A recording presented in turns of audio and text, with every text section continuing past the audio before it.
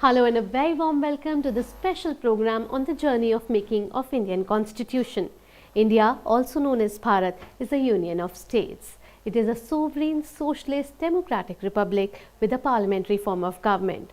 The republic is governed in terms of Constitution of India, which was adopted on 26 November 1949 and came into effect on 26 January 1950. It is the same day when the country celebrates Republic Day. The adoption of Constitution of India is celebrating 69 years of its existence.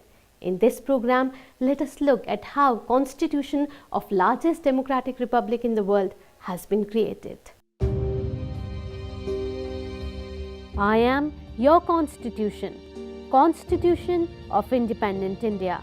I was adopted on 26 November 1949 and came into effect just 2 months after on 26 January 1950. On this day, I made India sovereign, socialist, secular and democratic republic. With my coming into force, I gave citizens justice, equality and liberty and endeavor to promote fraternity among them. To make people understand my importance and spread thoughts and ideas of my father, Dr. B.R. Ambedkar, Constitution Day or Samvidhan Divas is celebrated on November 26 every year. It will be the 4th year when my country will be celebrating Constitution Day. The Prime Minister of India, Narendra Modi, after being sworn in for 1 year, declared 26 November as Constitution Day in year 2015. A host of events were planned by the government in 2015, which was also the 125th birth anniversary of my architect Dr. B.R. Ambedkar. आज ही के दिन भारत के संविधान को स्वीकृति दी गई थी। भारत सरकार ने इसे संविधान दिवस के रूप में हर वर्ष मनाने का निर्णय किया है। देश भर में संविधान के प्रति जागरूकता बढ़े, विद्यार्थियों में भी संविधान के प्रियम्बल का पाठ हो और एक सहज अपने स्वभाव का हिस्सा बने धीरे धीरे, ये हमारा प्रयास है। इसी दिन संविधान सभा ने भारत के संविधान को अंगीकार किया था। इसी उपलक्ष्य में इस दिन को संविधान दिवस के रूप में मनाया जा रहा है। हमारे संविधान मसौदा समिति के अध्यक्ष डॉक्टर B.R. अम्बेडकर जी एवं उस सभा के सभी गणमान्य सदस्यों के सम्मान में मनाया जाने वाला यह दिन उन सभी की विद्वत्ता, दूरदृष्टि एवं लोकतांत्रिक सोच के प्रति राष्ट्र की आदरांजलि है। मुस्लिम समाज के कुल मिलाकर 72 फिरके होते हैं। 72 फिरकों से अधिक फिरके मुस्लिम समाज के नहीं हैं। 72 के 72 फिरके इस्लाम को मानने वाले किसी देश में प्राप्त नहीं होते हैं। यदि 72 के 72 फिरके यदि मिलते हैं तो दुनिया के इकलौते देश केवल भारत में मिलते हैं अध्यक्ष महोदया, और कहीं नहीं मिलते। इस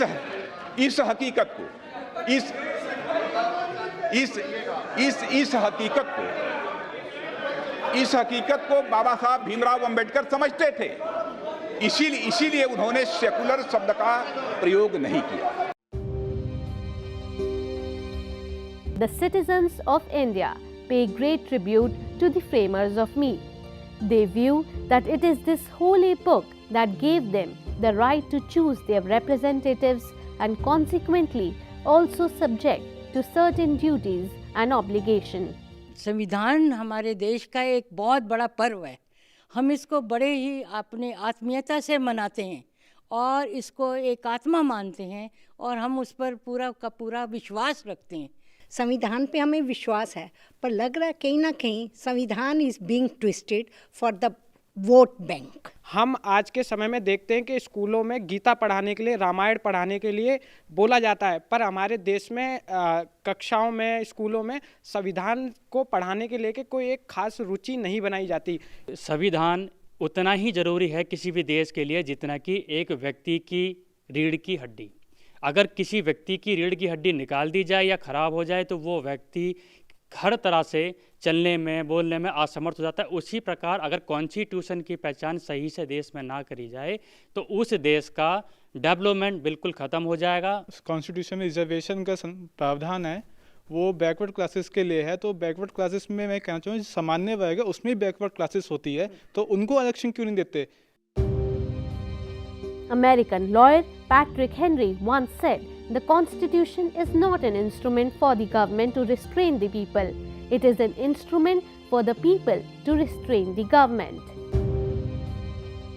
My power can be defined from the fact that I am country's supreme law and defines the framework of basic political principles. I am a living document and establishes the main organs, executive, legislature and judiciary, defining their powers, demarcating their responsibilities and regulating the inter-se relationship. The Holy Book lays down the basic structure of governance and the relationship between the government and the people. The rights and duties of citizens are too spelled out. It is the mother of all other laws of the country. Every law enacted by the government has to be in conformity with me. Constitution is the base of India, the Atma of India. Constitution is the document which gives us unity, sense of unity, civilization, belonging, and Constitution unites us, the most uniting factor. Constitution is the soul of democracy. India is a democracy with a federal system of government. One of the strengths of the Constitution is that it is a dynamic instrument that can evolve with time either by interpretation or amendment. Basic structure of the Constitution cannot be altered or destroyed with constitutional amendments. I have been derived from Latin word constituto, used for regulations and orders, mostly imperial enactments. The world's longest constitution is me. At my commencement, it had 395 articles in 22 parts and 8 schedules.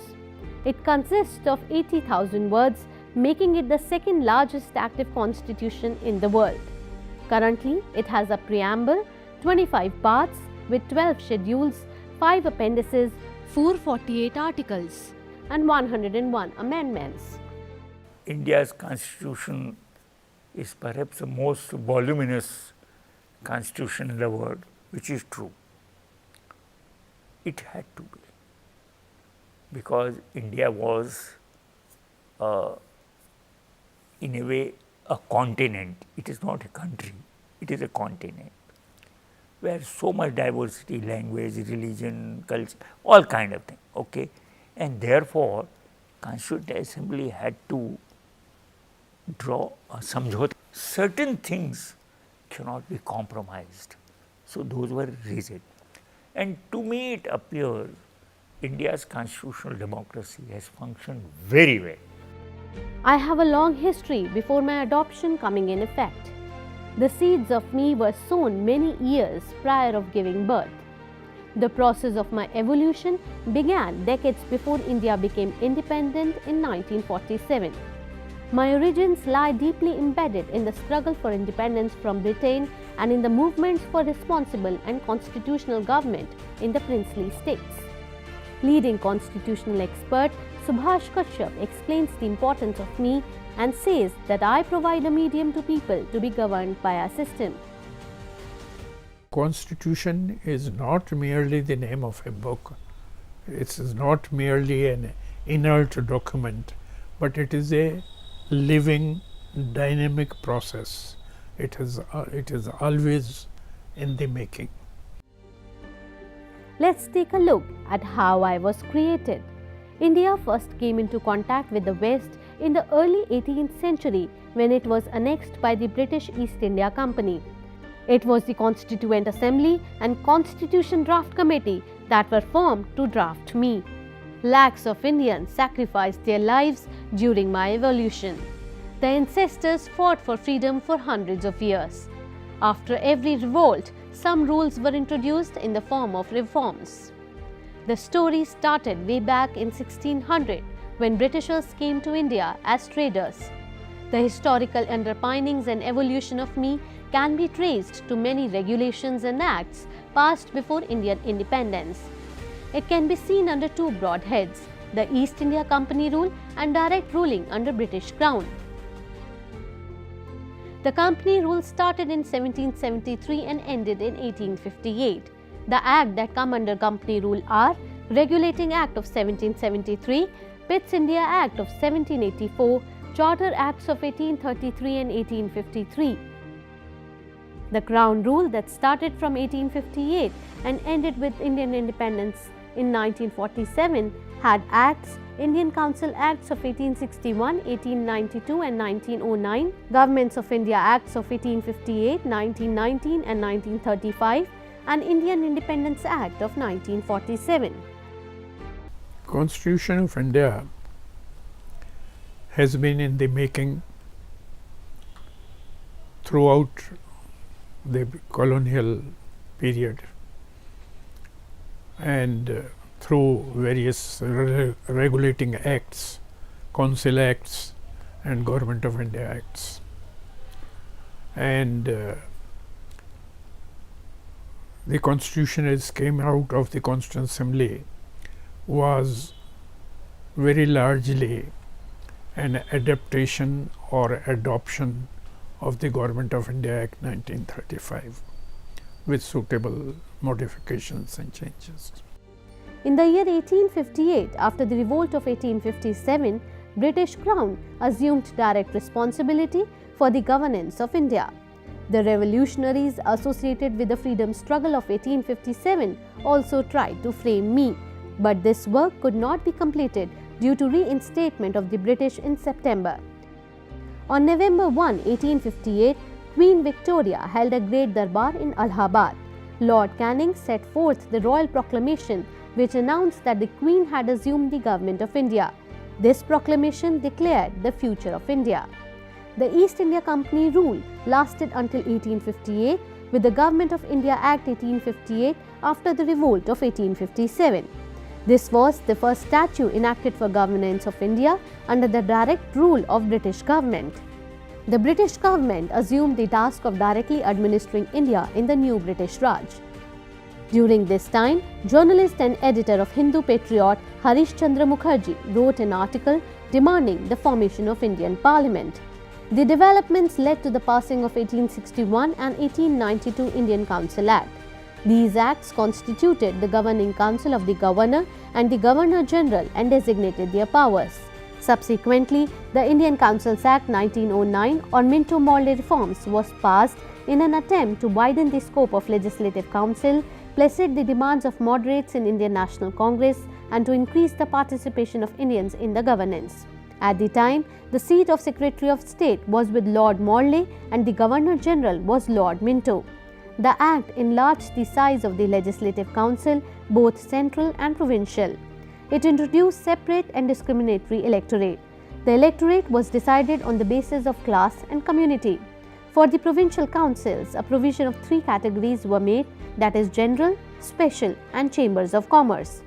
However, for the central council, a 4th category, Muslims, was added. This was for the first time that the seats in the legislative bodies were reserved on the basis of religion of Muslims. It was for the first time an Indian became a member of the Viceroy's Council and became a member of the British Ministry. He was Satyendra Prasad Sinha. The Britishers were sowing seeds of appeasement in the name of reforms and many acts were passed by British Parliament. In this continuation, Government of India Act 1919 was passed to further expand the participation of Indians in the Government of India. This act is also called Montagu-Chelmsford Reforms or simply Montford Reforms. The Government of India Act 1919 had a separate preamble. The spheres of the central and provincial governments were demarcated by a division of subjects into central and provincial. The scheme of dual governance, diarchy, was introduced in the provincial subjects. On August 20, 1917, British government made a declaration that the policy of His Majesty's government is that of increasing association of Indians in every branch of administration and gradual development of self-governing of institutions. The act introduced for the first time bicameralism at centre.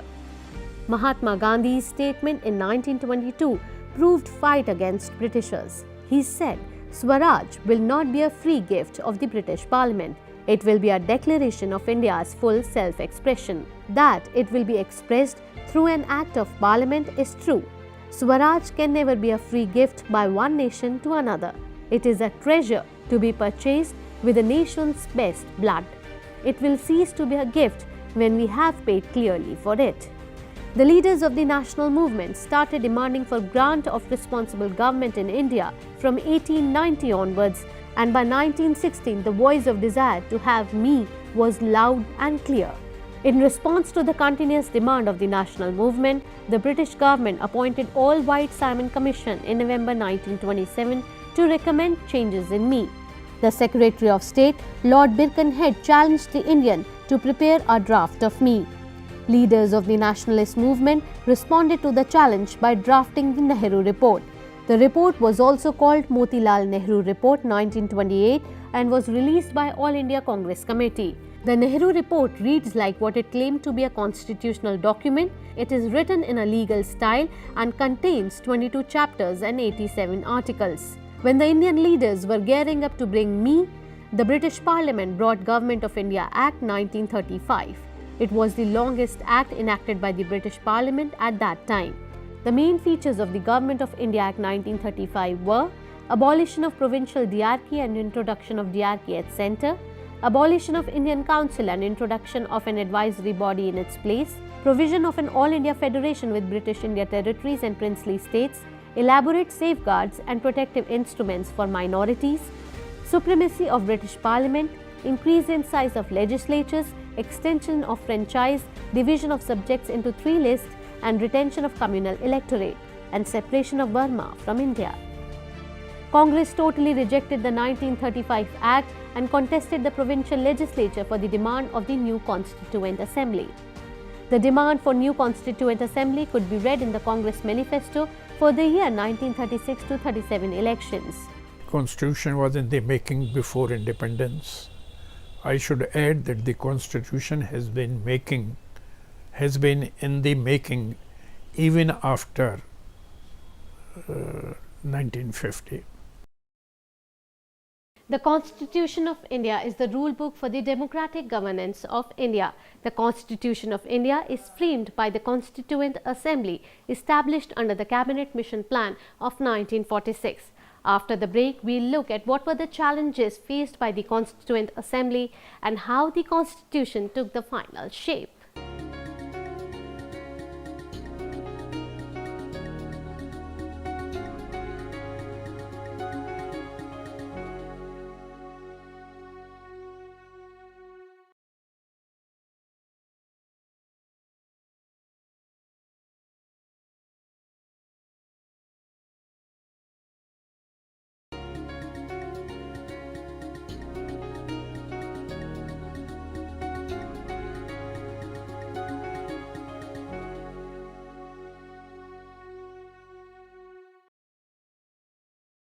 Welcome back after the break. You're watching a special series on the journey of making of Indian Constitution. 26th November is celebrated as Constitution Day or Samvidhan Divas. The Constitution took a significant amount of time to be framed. The drafting of Constitution is now considered to be a monumental feat of democracy for which the members deserve immense respect. The idea of Constituent Assembly for India was put forward for the first time by M.N. Roy in 1934. Until May 1, 1945, there was no important work done in the direction of framing me. After July 1945, the Cabinet Mission drafted a constitution building work to build one member from 10 crore population. This offer unfortunately did not spell out, as the vague aspect proved that the British reluctantly agreed to this idea of Constituent Assembly and were not serious about its implementation. The Congress Party started on a fresh note and initiated the individual civil disobedience movement to register their protest. In 1942, the British government appointed Cripps' mission. The Cripps' proposals categorically stated that framing me would be the sole responsibilities of the Indians alone. In July 1946 itself, a committee consisting of Nehru as the chairman and Asif Ali, K.T. Shah, D.R. Gadgil, K.M. Munshi, Humayun Kabir, R. Sanathan and N. Gopalaswamy Iyengar as members was constituted to prepare material and proposals for framing me. The Constituent Assembly met for the first time in New Delhi on 9th December 1946 in the Constitution Hall, which is now known as Central Hall of Parliament House. On 11th December, Dr. Rajendra Prasad was chosen by election as the first permanent chairman of the Assembly. The Constituent Assembly consisted of some of the wisest and the most learned men, distinguished jurists and others. And in their wisdom, they decided largely to continue the system that had already been developed. And they made only the minimum necessary changes resulting from the independence of the country. Overwhelmed and jubilant, the honourable members sat in semicircular rows facing the presidential dais. The desks, which would be warmed electrically, were placed on sloping green carpeted terraces. Those who were sitting in Constituent Assembly, they were men of very broad heart and broad shoulder, and they had such a great accumulated experience of working in a society and understanding of other societies also. That was a very important factor which was behind the kind of constitution we have, number one. And it is because of their experience, what they did, before they started making their constitution, they kept in their views all kind of constitutional which were in operation at that time.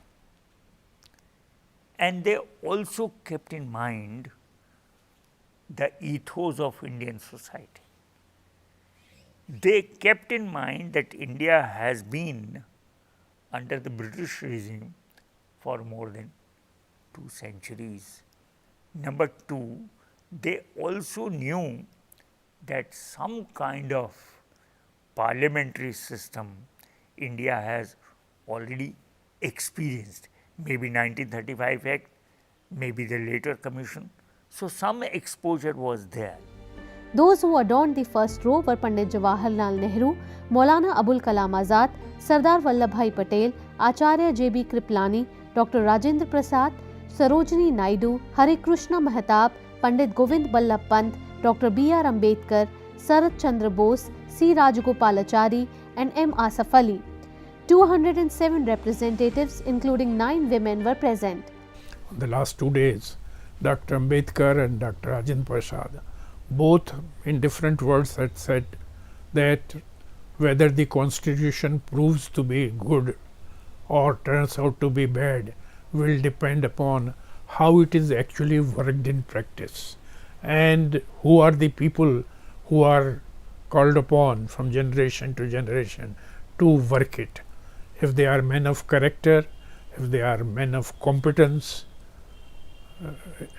men of integrity, then even if the constitution has some defects, it will prove to be good.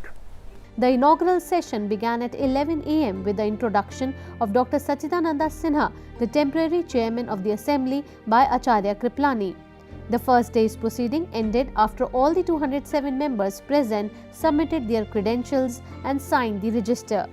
The Constituent Assembly took almost 3 years, 2 years, 11 months and 17 days to be precise, to complete its historic task of drafting the Constitution for independent India.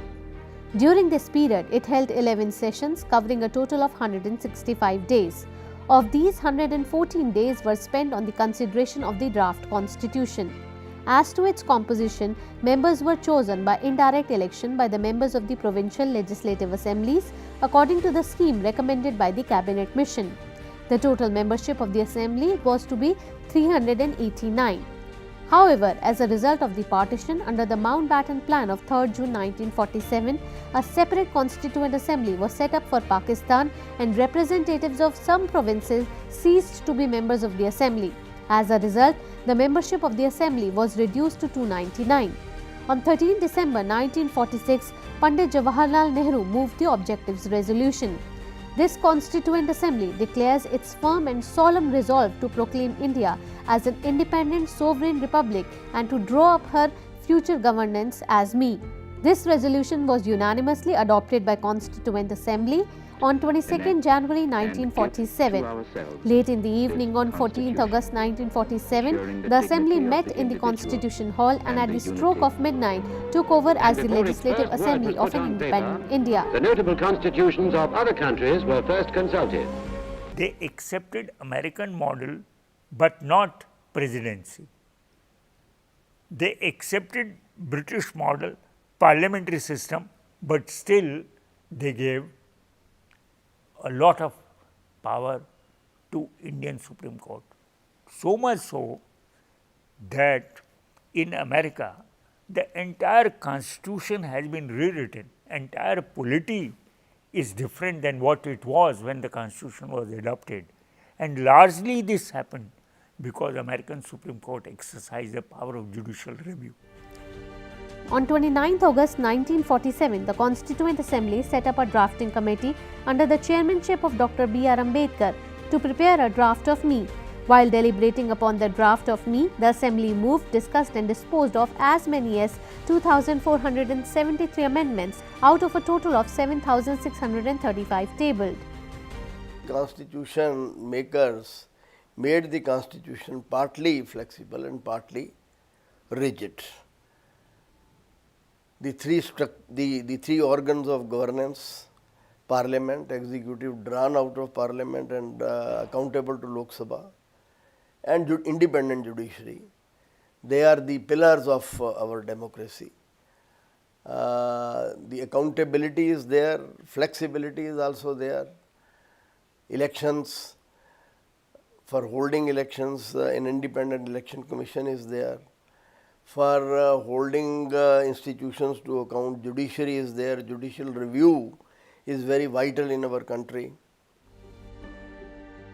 I was adopted on 26 November 1949 and honourable members appended their signatures to it on 24 January 1950. In all, 284 members actually signed on my holy book.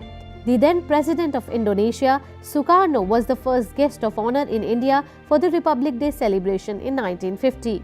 Prem Bihari Narayan Raizada wrote my entire holy book in a flowing italic style in the best calligraphic tradition of our country.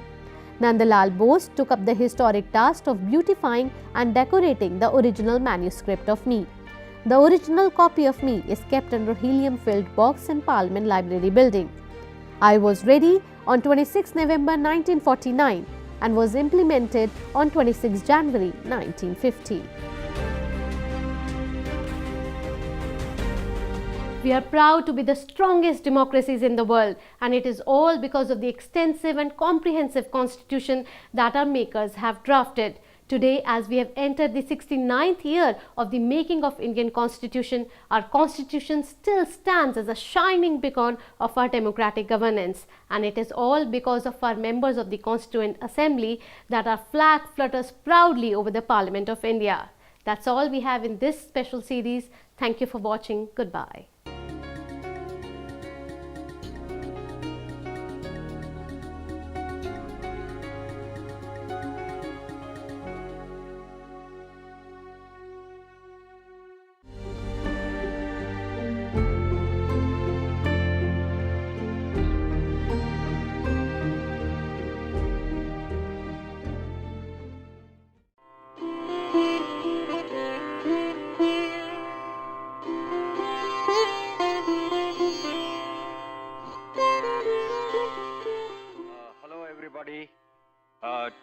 Today is November 26th and this is the Constitution Day in India.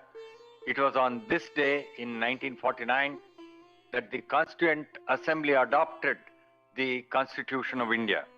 At that time, the Constitution had 375 articles and 8 schedules. Over a period of time, there have been many amendments, and we now have 395 articles and 12 schedules in our Constitution. In fact, even Dr. Ambedkar, who was the chairman of the drafting committee, had observed that people feel that, and it is true that this is the longest constitution in the world, but it's also true that India is the most diverse nation in the world. So the Constitution of India is a document that takes care of the diversity and the social and political reality of the country. Full-fledged democracy must have the following 8 elements. 1, an inviolable commitment to freedom of expression, freedom of conscience, and other fundamental rights. 2, an unambiguous constitutional commitment to secularism. 3, separation of religion and state. 4, a republican form of government. 5, constitutional right to equality before law and equal protection of the laws. 6, right to life and personal liberty. 7, gender equality. And number 8, universal adult suffrage. I am happy to report that all these 8 elements exist in the Indian Constitution and the democratic system. And therefore, we need to be very proud of our Constitution. The other thing that has happened over a period of time is occupational democratization of the House of the People, which has resulted in strengthening public commitment to the Constitution and to India's unity and integrity. Secondly, democracy in India is the greatest human politico-social experiment in the world. That is how I view it, and you will never find such diversity, economic underdevelopment, democracy, and commitment to national unity anywhere in the world. So I will say that on the Constitution Day, Indians should really be proud of the Constitution, the political empowerment of many disadvantaged groups, the occupational democratization of Parliament and our state legislatures, the strengthening of the federal structure, accountability of the executive to the legislature, transparency in government through measures like right to information, equalizing opportunity for justice through the public interest litigation route, a strong and independent media.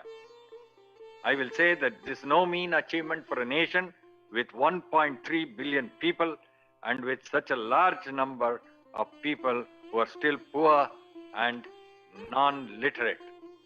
To sum up, I will say, and I will recall the words of the great saint Swami Vivekananda, who is a great icon who has influenced Indian thought for many decades. He said, to succeed, you must have tremendous perseverance and tremendous will. I will drink the ocean, says the persevering soul. At my will, mountains will crumble. Have that sort of energy, that sort of will, work hard, and you will reach your goal. When I look at the journey of India since independence over the last 75 years, and after we adopted our Constitution in 1950, I will say that Swami Vivekananda has influenced us in a very big way, because as a nation, we have persevered and we have worked with tremendous will to move from where we were in 1947 to where we are now, socially, politically, economically, and otherwise in year 2021. I thank you very much for having so patiently listened to me. Very best wishes to you on India's Constitution Day. Jai Hind.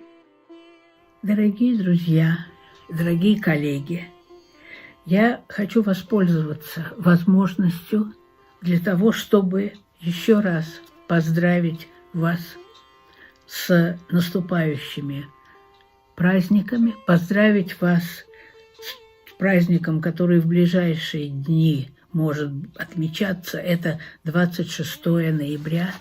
Это тот день, когда Учредительное собрание приняло новую Конституцию. Затем эта Конституция уже вступила в действие 26 января 1950 года. И этот день – настоящий праздник. Это день, который сопровождается парадом на Раджпатхе. Это день Республики Индия.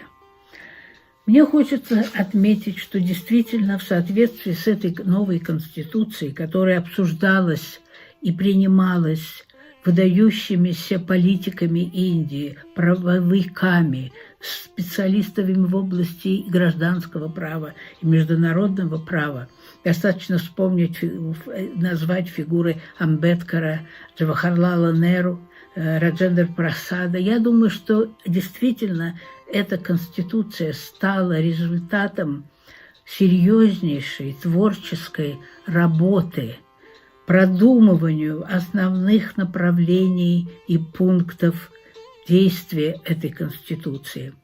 Я думаю, что в результате мы можем сказать, что действительно Индия сегодня – это суверенная, социалистическая, светская, демократическая республика с парламентской формой правления. Это демократическое государство, в котором решаются проблемы государственной власти путем выборов. Выборы всеобщие в Народную палату страны проводятся на многопартийной системе, основе каждые 5 лет. Я думаю, что, знаете, даже у нас вот российское телевидение обычно показывает хронику системы выборов, прихода избирателей на избирательные участки. И мы можем видеть большие очереди, которые выстраиваются из граждан Индии, очень разных. Это люди очень разные, судя по всему, и разного политического уровня, разного экономического положения, мужчины и женщины, представители различных религий, социальных групп, и они приходят на избирательные участки с тем, чтобы сделать свой выбор. О том, что они действительно могут делать свой выбор, свидетельствуют результаты выборов, в результате которых меняется политическая власть в стране. Значит, они делают выбор в пользу или одной, или другой политической партии. Причем, насколько вот мы можем судить, есть категория, конечно, неграмотных избирателей, которые, тем не менее, приходят на избирательные участки, потому что каждая политическая партия имеет свой символ, и они имеют возможность, исходя из этих символов, принять участие в выборах. Кроме того, еще хотелось бы отметить, что политика, конечно, и оказывает определенное влияние на выборы, и на результаты выборов, и на участие в них избирателей, и в связи с этим и подчас на поправки, которые вносятся в результате этих действий в Конституцию. Можно вспомнить, что в 1975 году, когда правительство Индиры Ганди приняло программу из 20 пунктов, которая была направлена на привлечение самых бедных слоев населения. Так вот, экономическая часть этой программы была усилена такого рода политическим действием, как поправка Конституции, которая объявляла Индию социалистической и светской, в дополнение к принятому тексту преамбулы, где Индия утверждалась как суверенная и демократическая республика. Интересно, что эта поправка сохранена, и ни одна из политических партий, которые, может быть, в последующий период находилась у власти, эту формулировку не отменяли. Так что, в общем, я думаю, что это имеет достаточно большое значение. Конституция Индии явно совершенно выдержала испытание временем. И, наверное, в этом сыграла определенную роль, что в ней предусмотрена была возможность ее изменения в соответствии с требованиями жизни. За годы действия Конституции в нее было внесено более 100 поправок. Специально разработанная система, процедура принятия поправок. И я думаю, что гибкость, которую в результате этого имеет индийская конституция, когда действительно можно поставить вопрос о поправках в нее, о внесении каких-то дополнений или уточнений, я думаю, что это сыграло свою роль в том, насколько эта конституция и сегодня продолжает отвечать интересам политической системы и политической структуры Индии. Еще раз мне хочется поздравить наших друзей, знакомых и незнакомых с их днем, который важен с точки зрения развития индийской государственности и политической системы. Спасибо за внимание. Дамы и господа, приветствую вас. В ноябре 1949 года, подготовленная в течение нескольких лет, учредительным собранием Индийского союза была принята Конституция. Она вступила в силу 26 января 1950 года. И этот день стал национальным праздником страны, Днем Республики. Индия была провозглашена республикой. Эта конституция вырабатывалась на основании основных законов демократических государств с устоявшейся парламентской традицией и рыночной экономикой. Ее разрабатывали люди, которые не только имели большой политический вес в жизни страны, но и юридическое образование, и в том числе в области конституционного права. Такими политиками и юристами были и первый премьер-министр Индии Джавахарлал Неру, и Раджендра Прасад, Патабхи Ситарамайя, Бхимрау Рамджи Амбедкар и многие другие. Конституция Индии стала одной из наиболее демократических и наиболее объемных конституций мира. Состоявшая изначально из 22 частей, она составляла объем 395 страниц с 9 объемными приложениями.